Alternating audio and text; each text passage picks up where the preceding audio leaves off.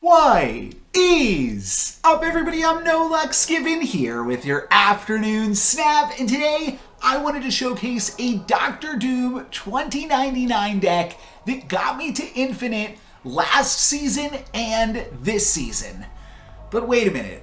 How is that possible if Dr. Doom 2099 is just coming out today? Well, this is a deck that I think Dr. Doom 2099 would go really well in, despite obviously not being in the deck because the card is brand new. But this is a deck that features the original Dr. Doom, which will get bonuses from being played alongside its 2099 counterpart, and also Zabu and Psylocke, so that way you can get out the new doc on turn 3 for even more activations. And then it's just a bunch of powerful Haymaker cards, and you're only going to play one of those every single turn. Plus, Iron Lad and Jubilee can help you find the Doctor easier, and I think that this deck is potentially a really good home for it. Let's take a look. Also, by leaving a comment on any of my videos this month, you are entered into a giveaway to win 2 mystery variants, a premium mystery variant,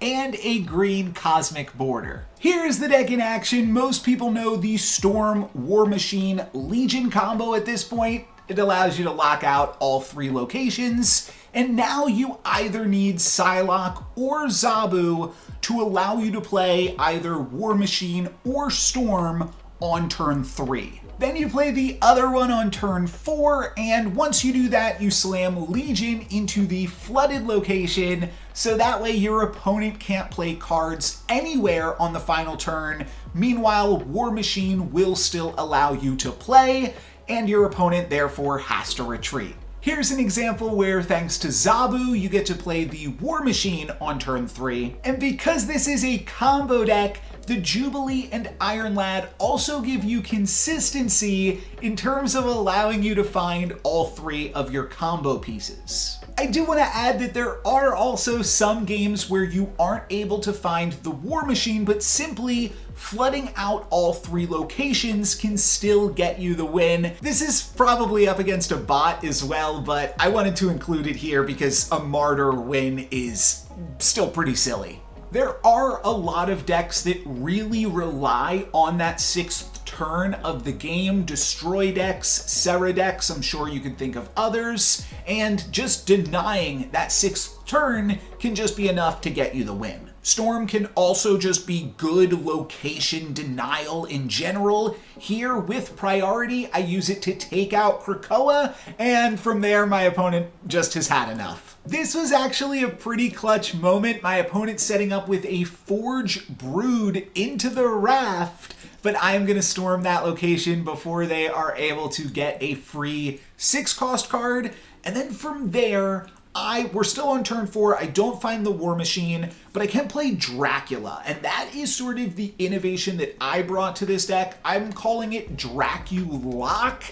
and I haven't really seen anyone else doing this, with Dracula just being a good card to throw in flooded locations because it gives you a variable amount of power that makes it difficult for your opponents to play around. And there's other ways to use Legion too. Here I throw it into Crimson Cosmos. That's still going to stop my opponent from playing on the final turn, as they are looking like a Silver Surfer deck. And yeah, they wind up having to retreat there. But yeah, there's definitely some interesting plays that you can come up with this combination of cards. I do think that it's possible that either Dracula or and the Infinaut, maybe with this Giganto package as well. Like some of these cards get cut for Doom 2099. If you have Anti-Venom, that could be a good card in the shell. But I do think that Giganto and Infinaut with Dracula do open up an interesting opportunity, especially for players with lower collection levels. And with Howard the Duck, specifically, Iron Lad and Jubilee allow you to really play around what is on the top of your deck in a way that I have found really fun and really satisfying. Here we are storming, and I use my Iron Lad, which is copied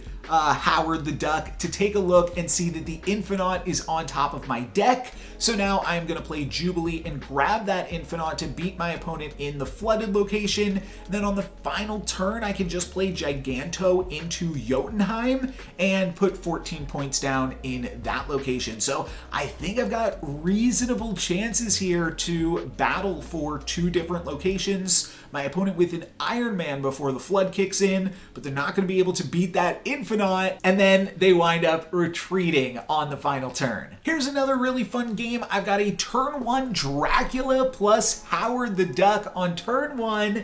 Thanks to Project Pegasus. Not a typical combo that you think about, but we're going to get great mileage out of it in this game because I also have Psylocke, so I'm going to be able to play a 4-cost card on turn 3, and I'm going to have my choice between Jubilee, Iron Lad, and Storm in a Luke's bar game. So I really am just having a ton of options here. My opponent also with a ton of options with a Cable, an Anti-Venom that gave them a free Serra on turn 3, but a Cable and an Anti-Venom on turn 1, meaning they might have 1 random card from my deck as well. Subterranea winds up shuffling away the Storm, which is a little bit awkward, but I can take a peek here with Howard the Duck and see that this Iron Lad can get me a Dr. Doom, the original Dr. Doom here, but that's going to be some pretty solid value. And I guess just one mechanical thing to note here as well. When this Iron Lad returns to my hand, it will maintain the Dr. Doom text on it. Importantly though, it will not be a Dr. Doom. It will not get pumped up by the Doom2099 bots. So there is some interesting mechanical stuff to keep in mind with that. But now I get to Jubilee out a Giganto with this perfect information that I'm maintaining. And then I see that I've got a Legion coming up for the final turn. And still there's a lot of options here. I could even Jubilee to grab the Legion right now, but I could get more cubes if I make it look like I am potentially beatable. This deck is very often making your opponents retreat, so finding opportunities to catch your opponent for a few additional cubes is really sweet. And now I get to turn all the locations into Luke's bar. They still wind up retreating here, but worth a shot. That would have been a really sweet play as well. This was a neat game too. I think my opponent is on a Scream deck and I get to play Jubilee into Camartage, which is always really good. That winds up giving me a War Machine and a Psylocke, which is going to double trigger in Camartage, but importantly going to give me 5 energy on turn 4. So now I can play Legion into Miniaturized Lab, and then my opponent won't get a turn 5 this game. So that seems pretty cool as well. Seeing that I have a Giganto on the top of my deck, I realized that Dracula is going to be a pretty good play here. And then for the final turn, I just drop that Dr. Doom into the center location, and I'm hoping to discard either Giganto or the Infinaut onto that Dracula. Actually could have lost this one, but winds up working out here. We discard the Infinaut and we get 8 cubes. This isn't something that comes up super often, but here I can use Dr. Doom, play it into the Space Throne, and I'm battling for all 3 locations this game. The Dracula is 50-50 to discard either something big or something really small. I wind up missing on the Dracula here, but it doesn't matter because my opponent did not play into White Palace thinking the Dracula would be able to beat them, and sometimes that is just the strength of the card. These games are about a month old at this point from the beginning of the November season. If you notice any changes in some of the footage, I don't think there's been that much changes, at least no changes that would impact this deck specifically, but I'm trying to remember exactly what was going on in my head throughout some of these clips, and in this one, it looks like I was planning on trying to just flood out the game and then hope Dracula would be able to carry me. I've got a Giganto on top with, I saw with Howard the Duck, but then when my opponent snaps, I kind of feel like they're just going to be able to battle for the flooded location. So instead, I decide to just put some more power into Washington, D.C. and set up for a Dr. Doom win. They did indeed play way too many cards, and we're stuck in it here now with a Mount Vesuvius game, but I'm glad that I retooled here, though if I had Legioned the Mount Vesuvius, we would have been able to retreat, but doesn't matter, we get the win. I feel like I didn't really talk too much about War Machine either. That's 1/3 of the combo with Legion and Storm, and War Machine is pretty cool with Giganto and Infinaut, and like I said, is synergistic with cards that are also good with Dracula, and with Dracula being a good card with Zabu and Psylocke, I figured all of this kind of came together in an interesting way for me to play Draculock. I think I said that at the beginning of this video, but I've been calling this deck Draculock as a term that I coined if you're looking for a name for the deck in your collection. You could also call it NoLucksGiven, or Dracula Lockdown, whatever you want to call it there. But here I am. This is a silly game. We've got a New York game, so I'm moving everything out of Kunlun. We're going to totally dodge that location.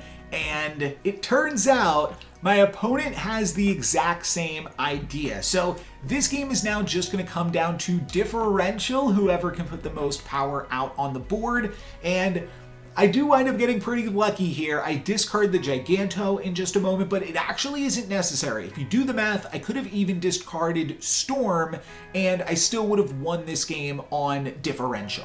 This is the last clip from November in this video, and just kind of a random one, wind up getting a turn 4 lockout with a Iron Lad hitting Legion.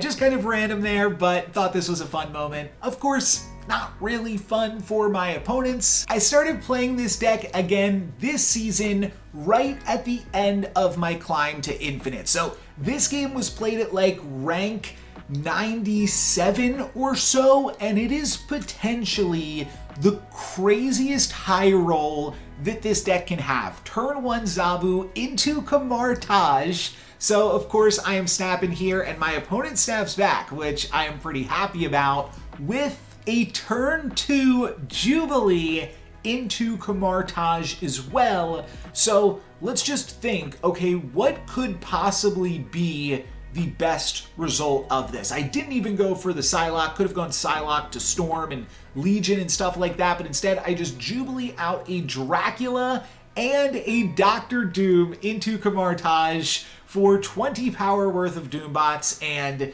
an absolutely ridiculous game.